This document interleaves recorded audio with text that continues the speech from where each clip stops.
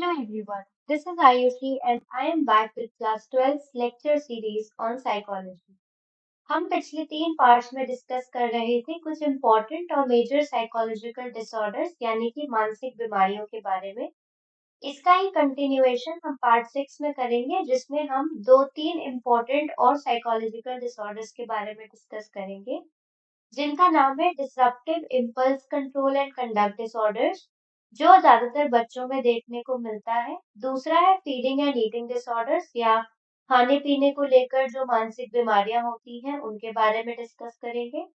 Substance related and addictive disorders में हम ये बात करेंगे कि कोई सब्सटेंस यानी कि जैसे अल्कोहल है, कोकेन है, इन सब चीजों की वजह से जो इंसानों के दिमाग के ऊपर दिक्कतें आती हैं उनके बारे में हम इस डिसऑर्डर में डिस्कस करेंगे।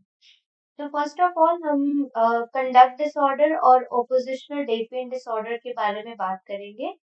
ऑपोजिशनल डेविएंट डिसऑर्डर की डेफिनेशन होती है oppositional deviant disorder displays as inappropriate amounts of stubbornness, are irritable, deviant, disobedient and behave in a hostile manner। इससे हमको ये समझ में आता है कि जिन बच्चों या जिन व्यक्तियों में ऑपोजिशनल डेविएंट डिसऑर्डर देखने को मिलता है वो अपनी एज या अपनी उम्र के विपरीत या अपनी जितनी उनकी उम्र होती है उस हिसाब से उनके जो इमोशंस होने चाहिए उससे हटकर वो जिद्दी जिद्दी होते हैं, इरिटेटेड होते हैं, लोगों की बात नहीं मानते हैं, अलग तरह से व्यवहार करते हैं या कि वो ज्यादातर जिद्दी और गुस्से में रहते हैं, तो उन लोगों को ओडीडी के अंदर हम क्राइटेरिया में कैटेगराइज करते हैं। जो लोग ओडीडी के अंदर आते हैं वो गुस्सा तो करते हैं लेकिन वो कहते हैं कि मैं गुस्सा नहीं कर रहा हूँ, और उनका जो गुस्सा वाला व्यवहार है वो कहते हैं कि ये मेरी वजह से नहीं है, ये परिस्थितियों की वजह से ऐसे ही ऐसा व्यवहार मैं कर रहा हूँ। यानी कि वो कहते हैं कि उनकी गलती नहीं है, वो गुस्सा नहीं कर रहे हैं, लेकिन परिस्थिति ही ऐसी बन गई थी जिसके कारण उनका ऐसा व्यवहार देखने को मिल रहा है। दूसरा डिसऑर्डर है conduct disorder. It refers to age inappropriate actions and attitudes that violate family expectations, societal norms, and the personal property rights of others। ये इसमें पहली इंपॉर्टेंट चीज है एज इनएप्रोप्रिएट, यानी कि जितनी उम्र है वो उम्र के हिसाब से काम नहीं करना और अपनी उम्र से ज्यादा या कम तरीके से व्यवहार करना। कंडक्ट डिसऑर्डर में वो एक्शंस या वो एटीट्यूड्स आते हैं जो हमारे पारिवारिक उम्मीदें जो हमसे होती हैं उनको वायलेट करते हैं, हमारे जो सामाजिक तौर तरीके होते हैं उनके खिलाफ जाकर जो एक्शंस होते हैं, या हमारे खुद के और दूसरों के जो अधिकार होते हैं उनमें प्रॉब्लम्स क्रिएट करते हैं कंडक्ट डिसऑर्डर। इसमें दो तरह के बिहेवियर होते हैं। पहले होते हैं अग्रेसिव एक्शंस, यानी कि किसी खुद को, किसी दूसरे इंसान को या जानवर को नुकसान पहुंचाना। या नॉन अग्रेसिव कंडक्ट वो होते हैं जो प्रॉपर्टी डैमेज होता है और चोरी होती है, दगाबाजी होती है, ये सब चीजें आती हैं नॉन अग्रेसिव कंडक्ट में। अग्रेशन 4 तरीके के होते हैं। पहला होता है वर्बल अग्रेशन, जिसमें अक्सर कर नाम बुलाना या कस्में लेना होता है। फिजिकल अग्रेशन में मारना होता है या झगड़ना होता है, जिसमें हम अपने शरीर का इस्तेमाल करते हैं।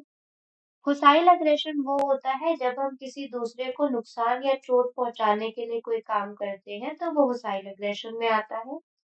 प्रोएक्टिव अग्रेशन में जब हम किसी को बुली करते हैं या किसी को नीचा दिखाते हैं, तो उसे हम प्रोएक्टिव अग्रेशन के अंदर डालते हैं।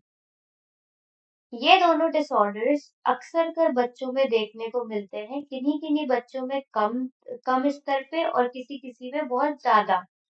लेकिन इन पर ध्यान देना बहुत जरूरी है ताकि बच्चा अपनी जिंदगी में, अपने स्कूल में, अपने करियर में डेवलप कर पाए और अच्छे से आगे बढ़ पाए।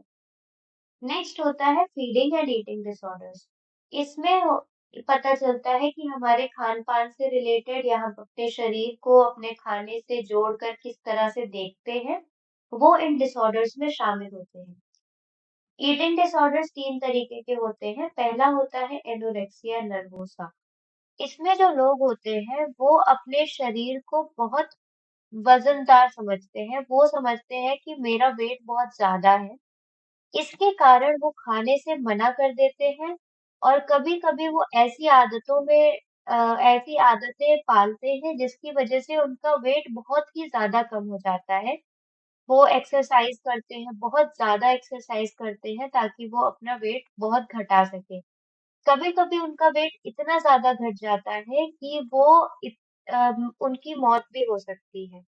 इसका एग्जाम्पल के तौर पर आप ये फोटो देख सकते हैं। इसमें जैसे ये लड़की है, ये इतनी पतली है, लेकिन जब ये खुद को देखेगी आईने में तो इसको लगेगा कि मेरा वेट बहुत ज्यादा है। इसकी वजह से वो खाना नहीं खाएगी और कभी-कभी वो इतना ज्यादा खाना बंद कर देगी कि इसकी मृत्यु भी हो सकती है। दूसरा होता है बुलिमिया नर्वोसा।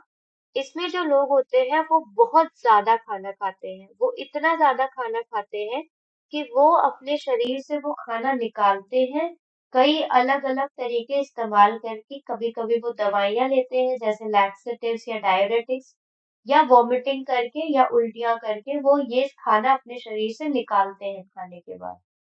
जब वो इंसान खाना खा चुका होता है बहुत ज़्यादा, तो उसको अपने शरीर के ऊपर शर्म आती है, उसको बुरा लगता है। फिर इसके बाद जब वो उल्टियाँ कर देता है, तो उसे ये टेंशन कम हो जाता है और उसका नेगेटिव इमोशन उल्टी करने के बाद घट जाता है। इसका एग्जाम्पल आप इस पिक्चर से देख सकते हैं कि ये लड़की निरंतर खाए जा रही है और वो इतना खाए जा रही है कि बाद में हो सकता है वो अपने शरीर से ये खाना किसी भी तरह से निकालने की कोशिश करे। तीसरा डिसऑर्डर होता है बिंज ईटिंग। इसमें जो इंसान होता है वो आउट ऑफ कंट्रोल ईटिंग करता है, यानी कि उसको जितना खाना चाहिए उससे बहुत ही ज्यादा वो खाता है। और जब जो इंसान खाता है ये स्पीड, जैसे एक नॉर्मल स्पीड होती है खाने की, उस स्पीड से बहुत तेजी से खाना खाता है जब तक वो इतना ज्यादा फुल ना हो जाए। कभी कभी इंसान को भूख भी नहीं लगी होती है तब भी वो खाता ही रहता है। बिंज ईटिंग में वॉमिटिंग करने का सिनेरियो नहीं होता है। इसमें स्पीड देखी जाती है और आउट ऑफ कंट्रोल ईटिंग देखी जाती है। इसका एग्जाम्पल आप इस पिक्चर से देख सकते हैं कि ये जो लेडी है ये आउट ऑफ कंट्रोल ईट कर रही है, जिसकी वजह से इसे प्रॉब्लम्स क्रिएट हो सकती है और ये अपने नॉर्मल स्पीड से बहुत ही ज्यादा बढ़कर ईट कर रही है।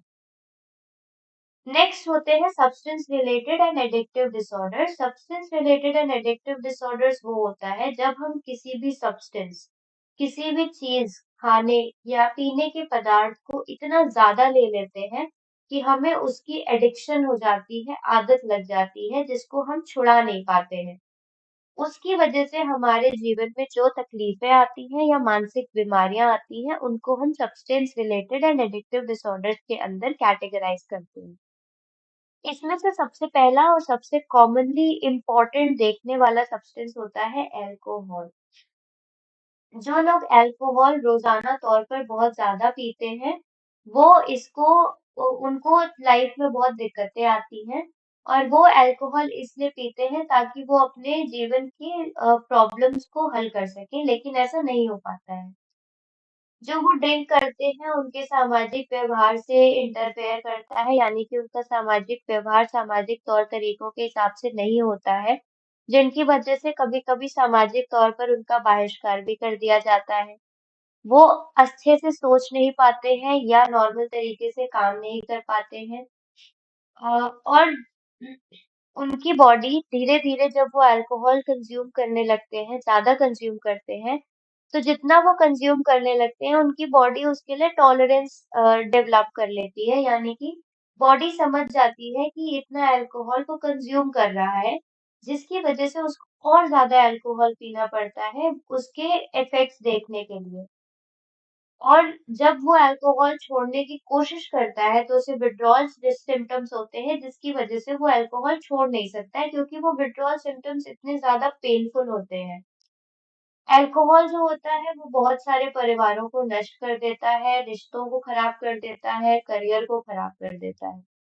जो जो ड्राइवर्स जो पी के रोड पे गाड़ियां चलाते हैं, उनकी वजह से बहुत सारे रोड एक्सीडेंट्स भी देखने को मिलते हैं। आमतौर पर ये देखने को मिलता है कि जो अल्कोहलिक पेरेंट्स के बच्चे होते हैं, उनको ज़्यादा मानसिक बीमारियों का की संभावना होती है और ज़्यादातर उनको घबराहट, डिप्रेशन, फोबिया या सब्सटेंस रिलेटेड डिसऑर्डर्स देखने को मिलते हैं।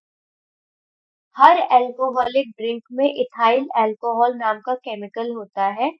ये केमिकल हमारे खून में मिल जाता है और हमारे सेंट्रल नर्वस सिस्टम तक पहुंच जाता है। सेंट्रल नर्वस सिस्टम यानी कि हमारा ब्रेन और स्पाइनल कॉर्ड। ये जब वहां तक पहुंच जाता है तो ये उसका फंक्शन धीमे कर देता है और ये ब्रेन के उन एरियाज का फंक्शन धीमे कर देता है जहां से हम विचार करते हैं या जजमेंट करते हैं। लोग ड्रिंक करने के बाद ज़्यादा बातचीत करते हैं, ज़्यादा फ्रेंडली हो जाते हैं, वो खुश महसूस करते हैं। लेकिन जो ड्रिंक करने के बाद लोग जजमेंट नहीं कर पाते हैं, फैसले नहीं ले पाते हैं। उनके जो बोलने का तरीका है वो बहुत ही खराब हो जाता है, उनकी याददाश्त पर भी असर पड़ता है। मोटर डिफिकल्टीज बढ़ जाती हैं, जैसे कि वो इंसान अच्छे से चल नहीं पाता है और उनको थोड़ी बहुत छोटी-छोटी चीजें करने में भी दिक्कतें आती हैं। वो अच्छे से देख नहीं पाता है, ब्लर दिखने लगता है उसको और अच्छे से सुन भी नहीं पाता है। उनको ड्राइव करने में प्रॉब्लम होती है और छोटी-छोटी प्रॉब्लम्स को सॉल्व करने में भी उनको दिक्कतें आने लगती हैं। तो अल्कोहल एक ऐसा सब्सटेंस है जो कि हमारे समाज में बहुत ज़्यादा देखने को मिलता है, जिसकी वजह से कई परिवार, कई रिश्ते और करियर लोगों के नष्ट हो रहे हैं। इसीलिए इस पर ध्यान देना बहुत ज़रूरी है ताकि इसके द्वारा जो प्रॉब्लम्स क्रिएट होती हैं, उनको हम कम कर सकें और अपनी ज़िंदगी आसानी से जी सकें। नेक्स्ट सब्सटेंस जो होता है वो हेरोइन होता है। हेरोइन जो होता है उसको लेने से हमारे सामाजिक और हमारे जो काम करने का फंक्शन होता है वो घट जाता है।